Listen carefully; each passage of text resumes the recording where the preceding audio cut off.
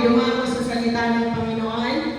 Atin pong buklatin ang ating mga Biblia mula po sa Book of Psalms, dito po sa Psalm 42 verse 11.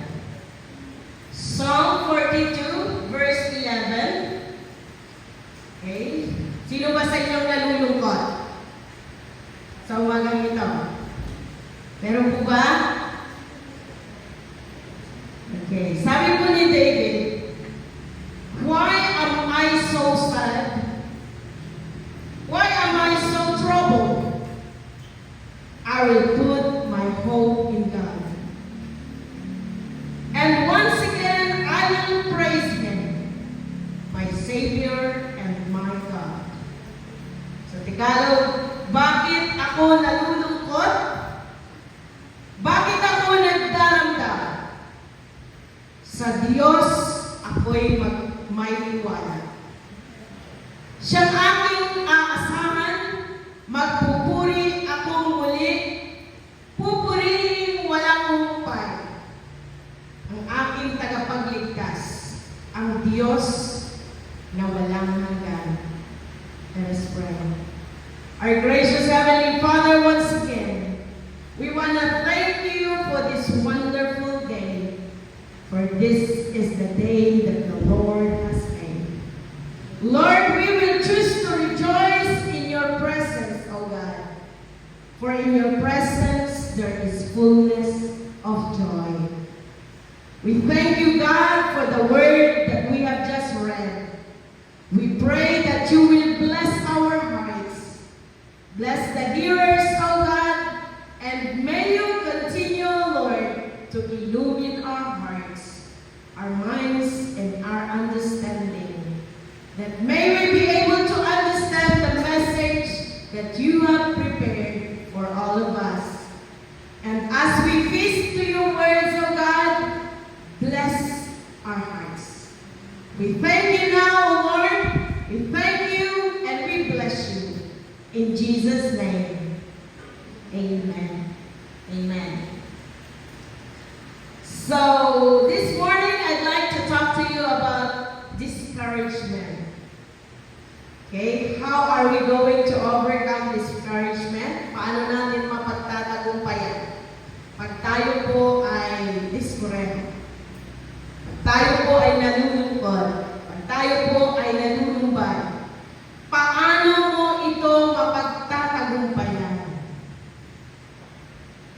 Okay, so dito po si David, hindi siya nayang sabihin na siya po ay nalulungkot. In fact, tinanong niya ang kanyang sarili, bakit ako nagdaramdam? Sabi niya, why are you so restless? Sabi niya. Okay, bakit ako nagdaramdam? Minsan tinatanong ba natin ang ating mga sarili pag tayo nalulungkot? Ba't nga ba ako nalulungkot? Wala namang dahilan. Ba't nga ba ako, no? Yung para bagang empty ang puso mo na hindi mo alam kung bakit ka nakakaramdam ng ganoon. So mismo, si David nagtanong, bakit ako nagdaramdam? Pero alam niyo po, yung tanong niya yun din ang naging rason na sabihin niya, sa Diyos ako'y may tiwala. Diba? Pag tayo nakakaranas ng discouragement, isipin po natin na meron tayong Diyos at hindi tayo nag-iisa. Amen po ba? So, no matter what's discouraging you this morning, you are not alone. Amen? Hindi ka nag-iisa. The greatest missionary, no? Tingnan po natin, sino yung greatest missionary? Mismo. Si Apostol Pablo. Ang nangyari sa kanya, he is the greatest missionary in the history of the church. Siya po mismo nakaranas ng iba't ibang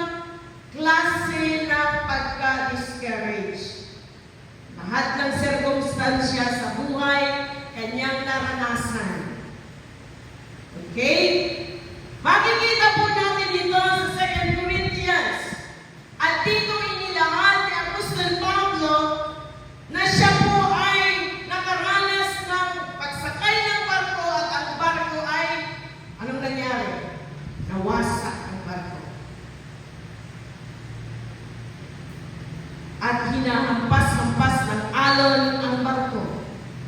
At hindi lang yun, yung sarili niya ay pinagahampas din ng mga tao. He was beaten, binugbog din po siya.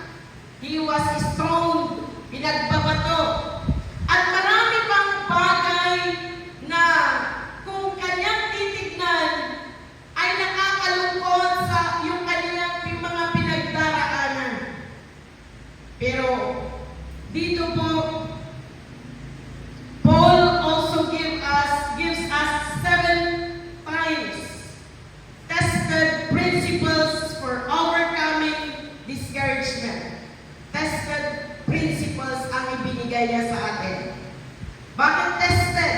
Kasi siya mismo nakaranas ng discouragement at sa mga prinsipyong ito, kanyang ini-apply sa kanyang buhay.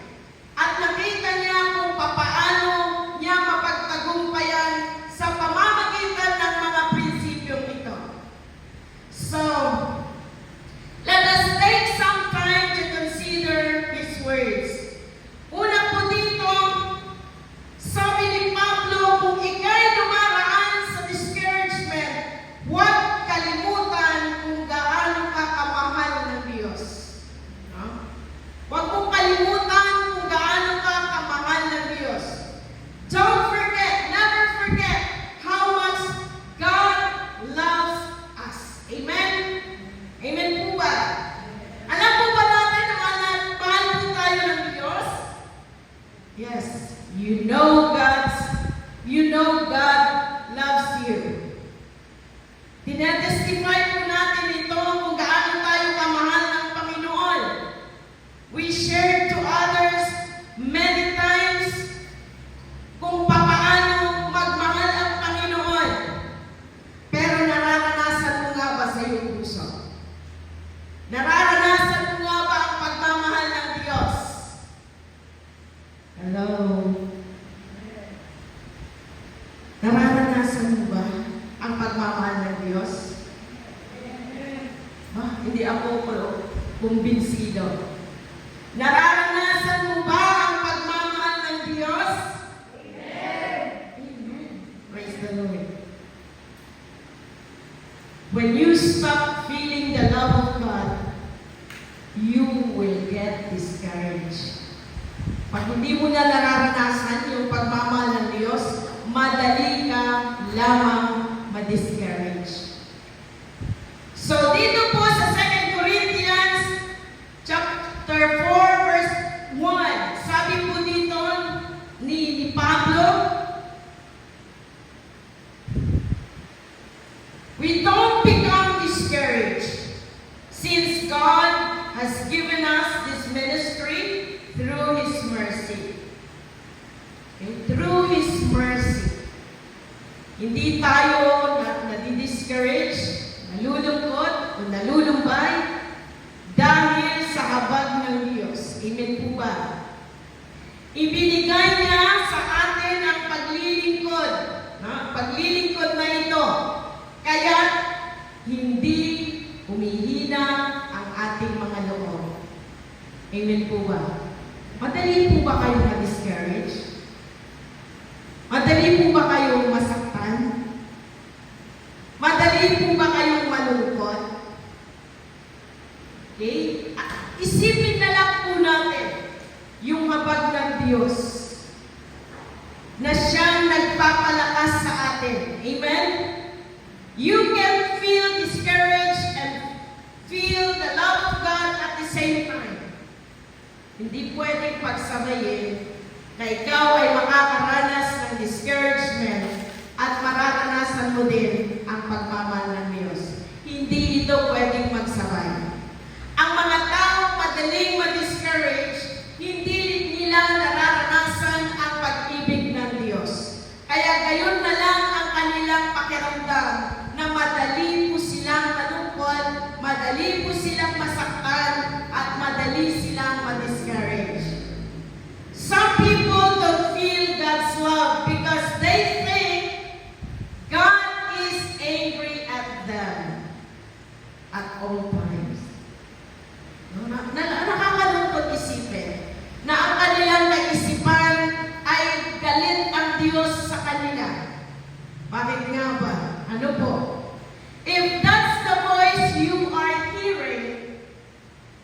it's not God. Dahil hindi po galit ang Diyos sa iyo. Galit ang Diyos sa iyong mga ginagawa. Nakuha niyo po ang point? Hindi siya galit sa iyo. Kanino siya galit? Sa ating mga gawain masama o mali. Yun ang kanyang ikinagagalit. Hindi sa iyo mismo. Kaya, umiwas tayo sa mga masasamang bagay para hindi po tayo mag-isip na hindi tayo mahal ng Diyos. Minsan kasi, pag alam natin na mali yung ating ginagawa, syempre, maiisip mo rin na hindi ka mahal ng Diyos. Pero sa katunayan, hindi naman sa iyo galit ang Diyos. Galit siya sa mga masasamang gawain. Okay? So, the number one purpose of your life isn't to love God. No? Yung number one, ang purpose ng buhay mo ay hindi mahalin ng Diyos. Pero it's to let God loves you. Hayaan mo na mahalin ka ng Diyos. Kasi ang unang nagmahal sa atin ay hindi naman tayo. Tama po ba? Hindi tayo ang unang nagmahal sa Diyos. Kaya hindi yun ang unang layunin po natin na mahalin ng Diyos. Ngunit, hayaan natin na mahalin tayo ng Diyos. Amen po ba? Sapagkat yun ang puso ng Panginoon na mahalin tayo. Hayaan mo mahalin ka. Nakuha niyo po yung point. Dahil yun ang priority ng Diyos, ang mahalin ang kanyang mga nilikha. Ang mahalin tayo. So, it's to let God loves you. When you are discouraged, focus on that love. Pag kayo po nalulungkot, isipin po natin na mayroong Diyos na nagmamahal sa iyo. Amen po ba? Amen? Mayroong nagmamahal sa iyo. At pag ikaw ay discouraged, hindi ka nag-iisa. Dahil may nagmamahal sa iyo. Ang Diyos mismo. Amen? Pangalawa, ang sabi ko, yung una, huwag kalimutan ang pagmamahal ng Diyos.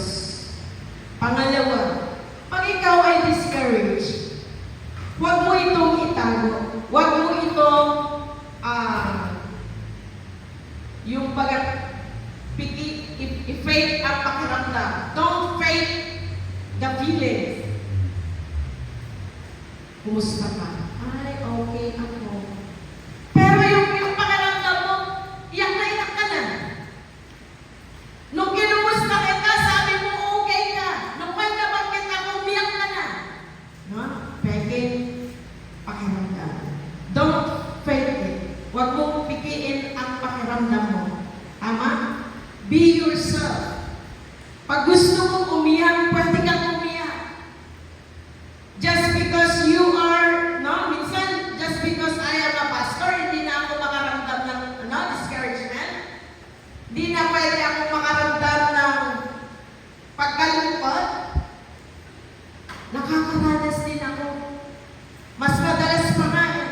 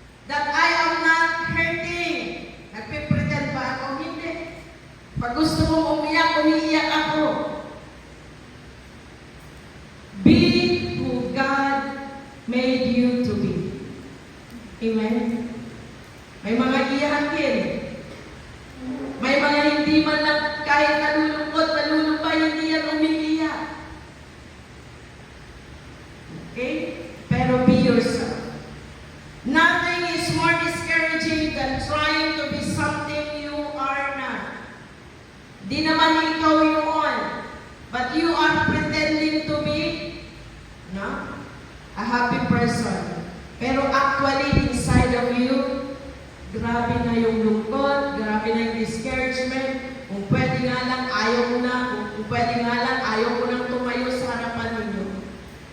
Nakakaranas din po ng gano'n.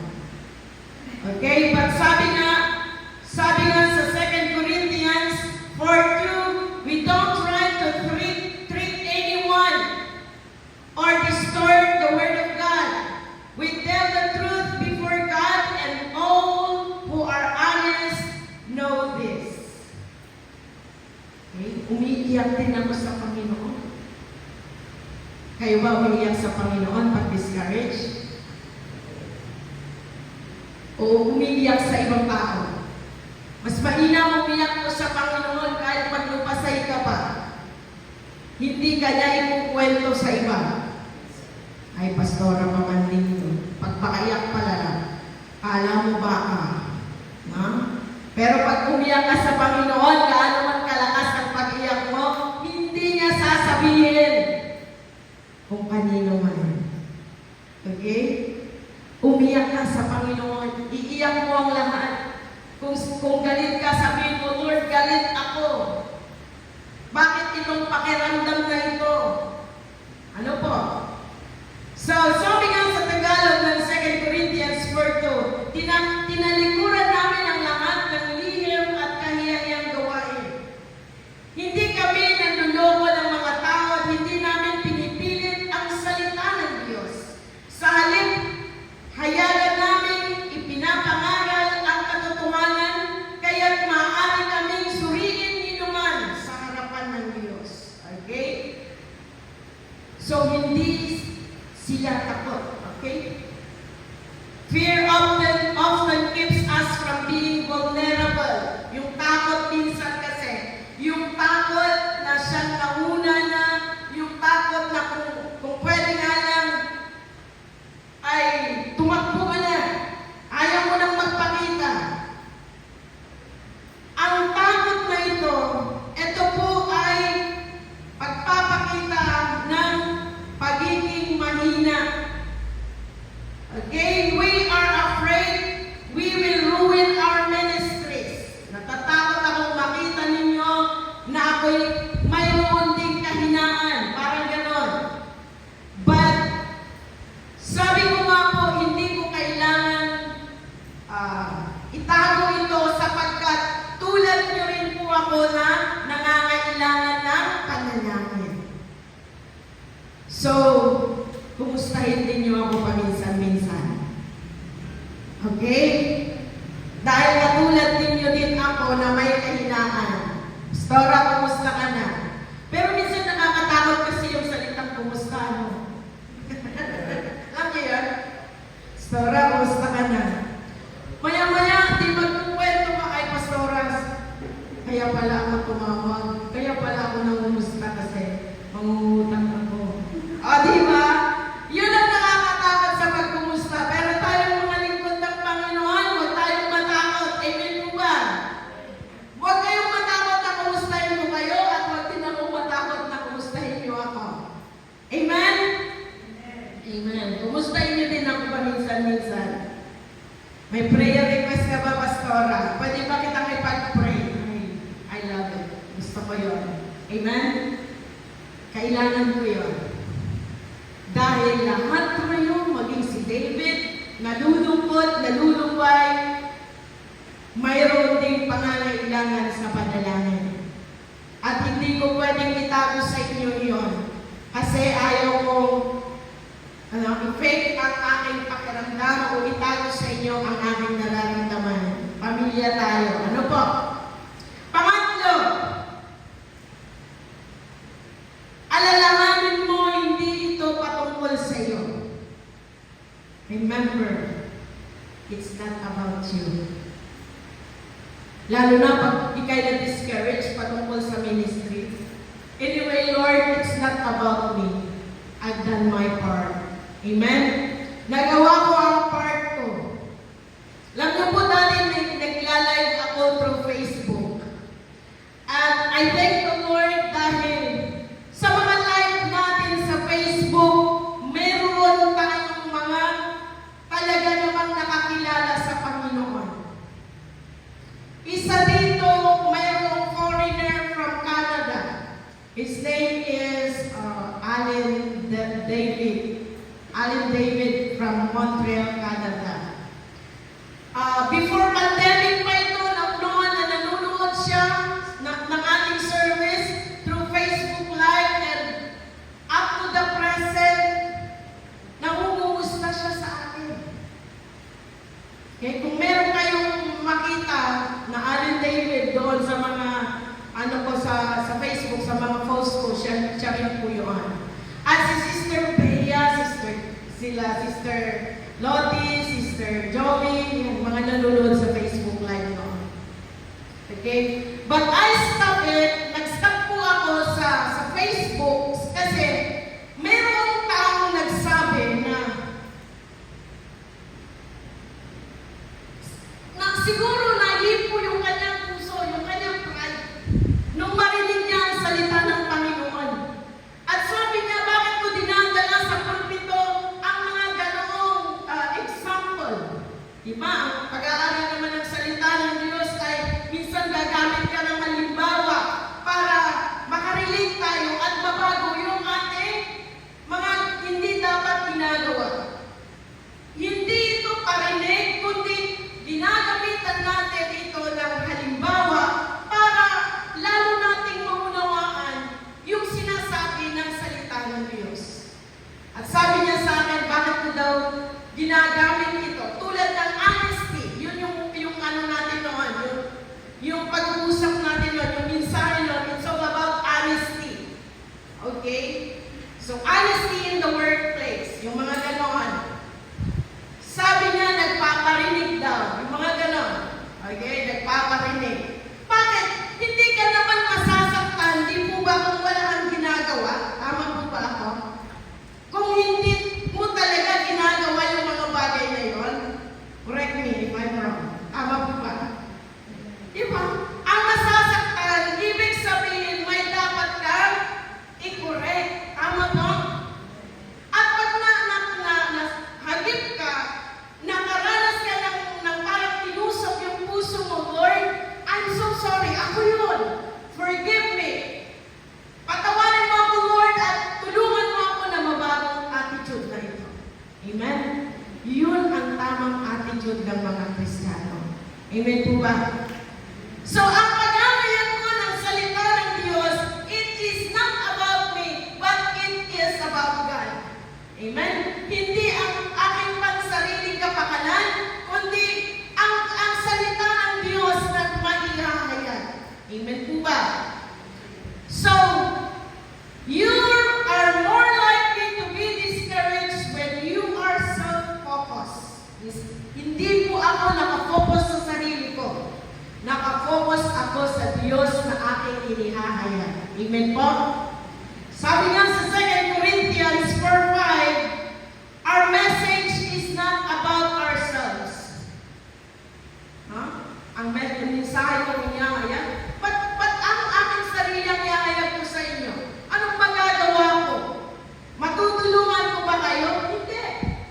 Pero ang Panginoon na naihahayag sa pulpitong ito, ang siyang tanging makakatulong sa atin. Kaya nga sabi ni Apostol Pablo, hindi naman ipinapangaral ang aming mga sarili, kundi si Kristo Jesus bilang Panginoon, at kami ay lingkod ninyo alang-alang kay Jesus. Amen? Your name may be on the signboard in front of the church. Okay, my name is in front of the church, the signboard over there. But my message is not about me. It is about Jesus. Amen? So, it's not about me. It's about Jesus. Minsan, bilang pastor, nadi-discourage ako. Tulad nun, yung narinig kong yun. Kaya simula nun, hindi na ako nag-live ng Facebook. Saan tayo nag-live ngayon? Sa Kumu ulit. Bumalik tayo sa Kumu. Okay? Pero sabi nga ng kaibigan kong Canadian na sabi niya, bakit hindi na kita nakikita sa pagla-live sa Facebook? Okay, hindi ko na lang siya sinagot. Okay? Nadi-discourage din ang mga lingkod ng Diyos. Pero, yung ako ang inihahayag. Hindi naman para manakit ng kapwa, tama? Kundi para matulungan natin ang isa't isa na mabago ang buhay nila. Amen?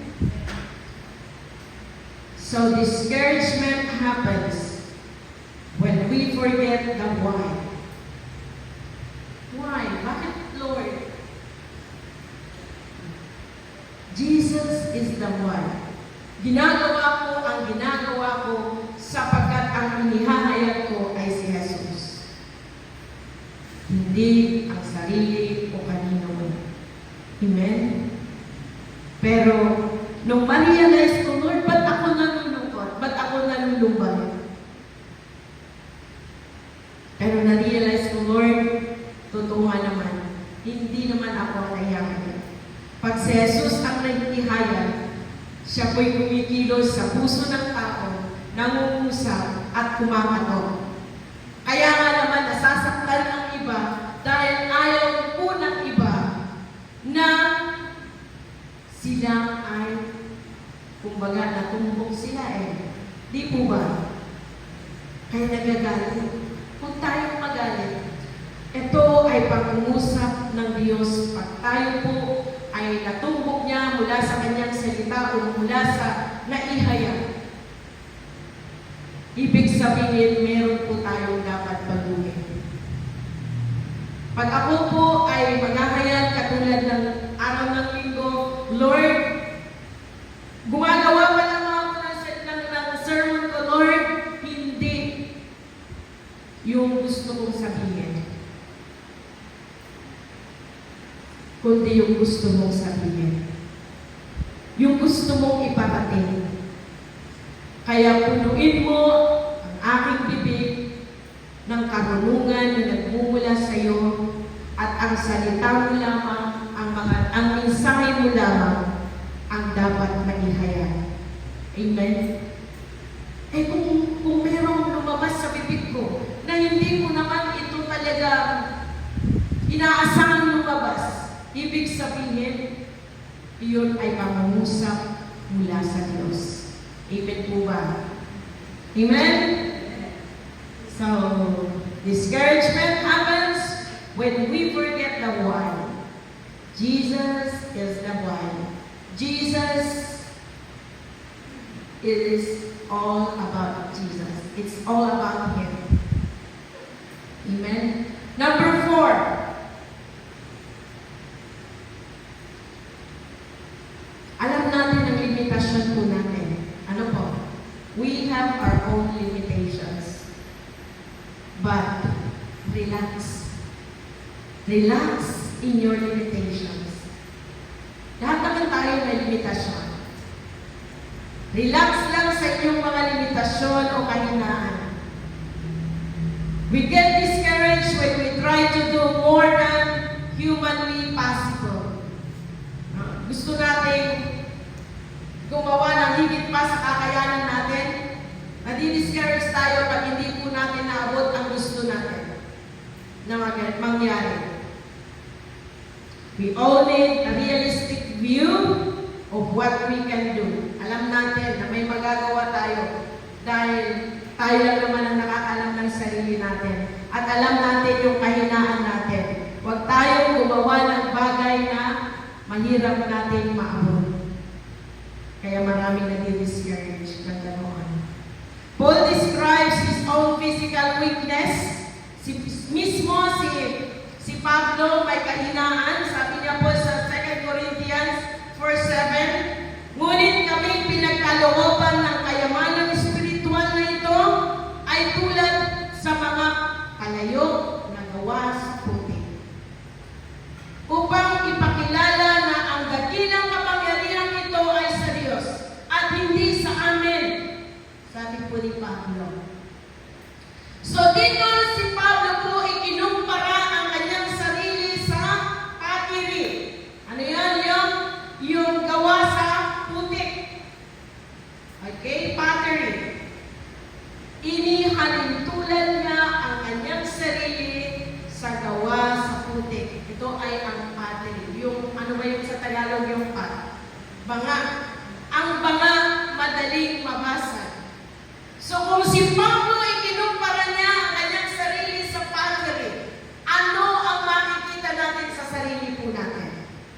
na madali lamang tayo mabasag, masaktan. Ano po? Madali lamang tayong masaktan, madali lamang tayong ma-discourage. So, ibig sabihin, meron tayong kahinaan. Tama po ba? Hindi tayo malakas. Wala tayong magagawa, kundi sa kalakasan ng Panginoon. Ang Panginoon lamang po ang ating kalakasan. Amen? Siya ang ating kalakasan. So, dito si Pablo, honest po siyang nagsabi sa kanyang kahinaan nung sinabi niya na ikinumpara lamang niya ang kanyang sarili sa gawa sa putik, ang palayok.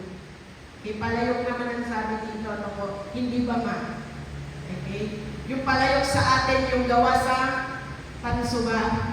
Tansuba tawag doon. Okay, so dito, yung palayok dito ay gawa sa putik. Okay? Kinumpara niya ang kanyang sarili. He's just being honest about his weaknesses. And God often puts His greatest gifts in the weakness or weakest people, so it's clear that He is the one who is at work. Okay? Sa kahinaan po natin, doon kumikilos ang Diyos. Kung saan tayo mahina, nakikita ang kapangyarihan ng Diyos. Amen? Bakit pakikilos ang Diyos kung tayo naman ay malakas at makapangyarihan? Kaya kumikilos ang Diyos sa area ng kahinaan po natin.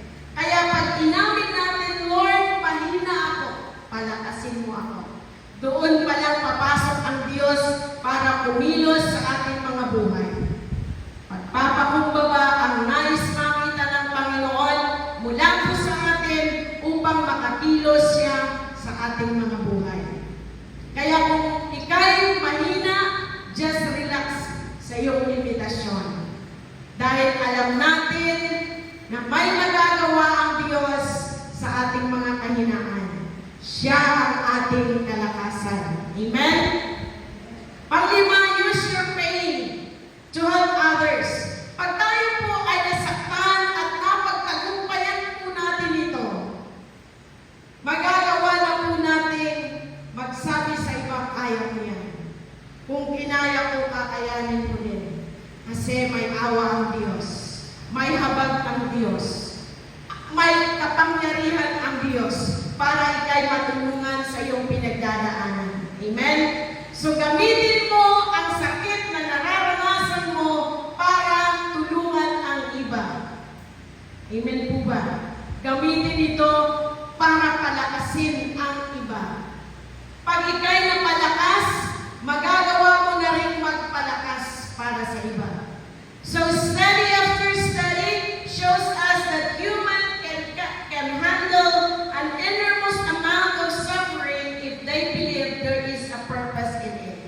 Amen? Pag napag-aralan natin ng lahat ng ating mga pinagdaraanan ay may layunin ng Diyos, magagawa din natin masabi sa iba, may layunin ng Diyos. Bakit ka dumaraan dyan? Bakit mo pinagdadaanan dyan? Yung pinagdadaanan mo ngayon. Tandaan mo, may layunin ng Diyos. Hindi mo man nauunawaan ngayon kasi ako noon, yung grabe yung pinagdaanan ko, akala ko hindi na ako mapapalakas o makakabalik sa aking pananampalataya, ngunit napalakasan ko ng Panginoon. Kung napalakas ako ng Panginoon, kaya ka rin niyang palakasin. O diba, pwede na tayo mag-encourage.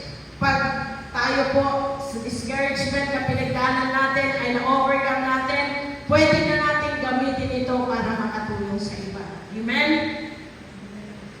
2 Corinthians 4:8, sabi dito, kabi-kabilaan ang pagpapahirap sa amin. No, si Pablo, lagi gano'n ang pinagdaanan. Kabi-kabilaan.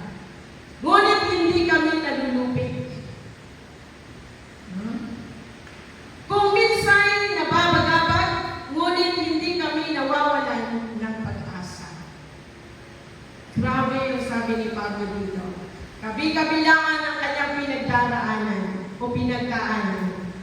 Pero anong nangyari? Hindi siya siya nababagabag.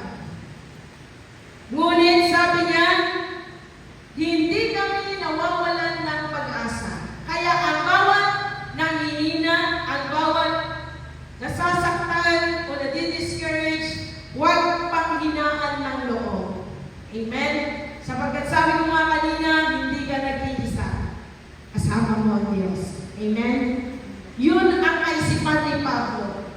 Alam niya sa buhay niya, anuman at gaano man kasakit o kabigat ang kanyang pinagdaraanan, hindi siya pagagapi, hindi siya palulupit, sapagkat para sa kanya, may pag-asa. At hindi niya minawala ang pag-asang iyon. Amen? Sasamahan siya ng Diyos sa lahat ng kanyang pagdaraanan. Amen. So it is called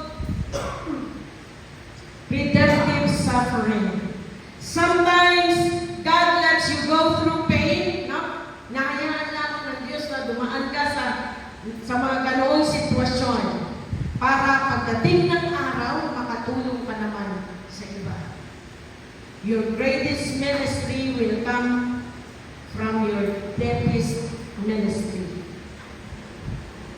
Okay? And that deepest ministry, yung hurt, your pain na pinagdaanan mo, yun ang magiging greatest ministry para sa'yo. Makakatulong ka sa mga taong discouraged sa kanilang buhay. Okay? Pang-anim,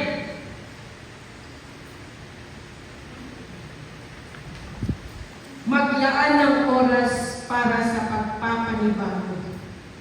Maglaan ng oras para sa pagpapanibago. Take time for renewal. Lord, renew my strength. Hindi ko na kaya. Ang bigat kaya, ang sakit-sakit kaya. Kailangan kita, Panginoon. Kailangan ko, Panginoon, yung kalakasan mo. Lord, takot ako. Kailangan ko yung tapang na nagmumula sa iyo para harapin ang mga pinagdaraanan ito. Until you figure out how to find regular refreshment, you'll always be discouraged. At kaya mo laging nadi-discourage, tanong mo sa sarili. Hanggat hindi mo mahanap yung katugunan na ikaw ay ma-refresh, no? Mapanibago yung lakas na meron ka, palagi ang ka pa rin discouraged. So no matter what project you are working on, you won't see it through without taking time for renewal. Kaya sabi po sa 2 Corinthians 4:16, kaya't hindi kami nasisiraan ng loob. Kahit na humihina ang aming katawang lupa, patuloy namang pinalalakas ang aming espiritu araw-araw. Kaya huwag tayong panghinaan ng loob. Makapangyarihan po ang ating Diyos. Amen? Magtiwala tayo sa Kanya. May magagawa ang Diyos sa bawat pinagdaraanan po natin. Ipagkatiwala lamang sa Kanya. Aminin, Lord, mahina ako. Lord, hindi ko kaya ito. Wala akong magagawa. Ano po? Pero si Pablo, hindi siya nasisiraan ng loob. Hindi siya pinanghihinaan ng loob. Sabi niya, kahit humihina ang katawang ito, napapalakas siya spiritually. Isa nanghina-hina ng katawan po natin. Pero pati ang spiritual life ay nanghina, ewan ko na lang. Diretso na yan. Kaya huwag tayong panghinaan ng loob. Hayaan natin na palakasin tayo ng Panginoon. Kailangan lamang natin lumapit sa Kanya at tulungan tayo sa pagpapanibagong at yung pagpapanibagong lakas sa buhay po natin. Amen? Lakas ng Diyos ang kailangan natin. Amen po ba? So, paano natin i-renew yung ating mga sarili? Lord, paano ako magpapanibago? Kailangan mo na basahin ang salita ng Diyos araw-araw. Mula sa salita ng Diyos, ikaw ay mapapalakas spiritually. At samahan ito ng panalangin. Samahan ito ng panalangin at pagpapakumbaba sa Panginoon na kailangan mo siya sa mga ganoong sitwasyon. Dahil hindi po natin kaya kung wala ang Diyos. Amen? Last but not the least, okay, so number 7, manatiling nakatutok sa kawalang hanggan. Stay focused on eternity. Alam natin na kasama natin ang Diyos. So look beyond the present and focus on what's next. Look beyond.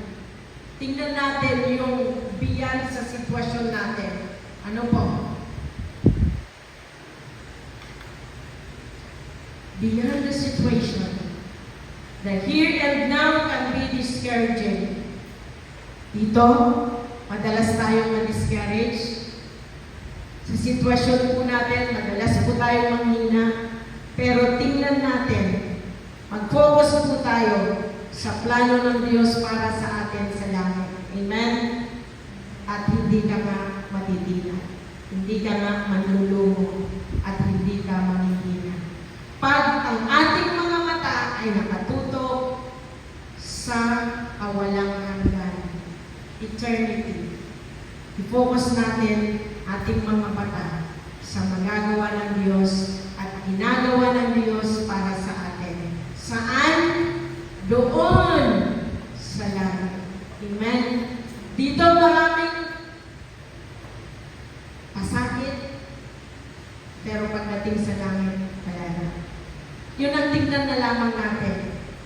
Strangers lamang po tayo dito. Dumadaan lamang po tayo dito. At sa pagdaan dito sa mundong ito, expect na may mga discouragement, may mga pait, sakit na ating mararanasan, pero hindi tayo mag-focus dito. Mag-focus tayo sa ginagawa ng Diyos para sa atin sa langit. Amen? Amen po ba? Kaya nga sabi ni Pablo, 2 Corinthians 4:17, ang bahagya at panandaliang kapighatian. O tingnan natin. Bahagya at panandaliang kapighatian. Dinaranas namin ngayon ay magbubunga ng kagalagang walang hanggan at walang katulad. So, ibig sabihin, bahagya, panandalian lamang, sabi niya, hindi ito magtatagal. Panandalian, temporary lamang po ang mga pinagdaraanan po natin dito. At ang sabi ni Pablo, magbubunga ng kagalakan. Pasasagot niyan, kundi tayo rin ay magagalak at matutuwa sapagkat mapagtatagumpayan din po natin ang mga ito kasama ang Diyos sa ating mga buhay. Sa verse 18, kaya't ang panalangin namin ay nakatuon sa mga bagay na di nakikita. At hindi sa mga bagay na nakikita sapagkat panandalian lamang ang mga bagay na nakikita. Panandalian lamang. Yung mga nakikita natin, yung mga nararanasan natin, panandalian lamang ang mga ito. Hindi ito magtatagal, mawawala din sa atin. Amen? So, sapagkat, sabi niya, sapagkat panandalian lamang ang mga bagay na nakikita, walang hanggan ang mga bagay na di nakikita. Yung hindi pa natin nakikita ngayon na ginagawa ng Diyos, yun ang magbibigay galak po sa atin. At yun ang, sabi niya, mga bagay na magtatagal. Eternal. Kaya wag natural lang na daraan tayo sa mga pinagdadaanan natin ngayon para makarating po tayo saan? Sa eternity. Amen? So, dito sa conclusion po natin, please keep the struggles, Paul keep the struggles, okay? So, kung si Pablo, ano po, sabi niya, he keep his struggles in perspective and it helped him persevere. Nakatulong po sa kanya ito para magtiyaga. Yung mga prinsipyo natin pinag-aralan, nakatulong po ito sa kanya para magtiyaga. I don't know what's discouraging you this morning, but I know God wants to bring you peace. Ano man yung pinagdadaanan mo ngayon, ang Panginoon nais kanyang bigyan ng kapayapaan. Amen? God wants to use your pain to help others. Kaya, hayaan mo ba ng Panginoon ay tulungan ka, mahalin ka, bigyan ka ng kalakasan sa umagang ito? Hayaan mo ba na palakasin ka niya spiritually? Ang ating katawan ay nanghihina, pero palalakasin ng Diyos ang ating spiritual na katawan upang mapagtagumpayan natin ang bawat pinagdadaanan mo natin. So, bakit ka ba nalulungkot? Sabi ni David, bakit ako nagdarangdam? Sa Diyos ako'y magtiwala. Kaya kapatid, magtiwala ka sa Panginoon. Amen? Sa Diyos ako magtiwala. Siya'y aking aasahan. Walang maasahan tayo sa iba. Madalas, ikaw pa ang napapasama. Pero sa Panginoon, siya ang ating maaasahan. At tulad ni David, sa Diyos, sabi niya, ako'y magtiwala, siyang aking aasahan, ako'y magpuri muli sa Kanya, pupurihin walang humpay, walang patid. Okay? Ang aming tagapagligtas, ang Diyos na walang hanggan. Amen? Amen po ba? Amen. So sa umagang ito, hindi ko alam kung ano yung pinagdaraanan mo, pero alam ng Diyos. Gusto niya at nais niyang bigyan ka ng kapayapaan sa iyong puso. Amen? Maging katulad po tayo ni Pablo, ni David, na nagtiwala sa magagawa ng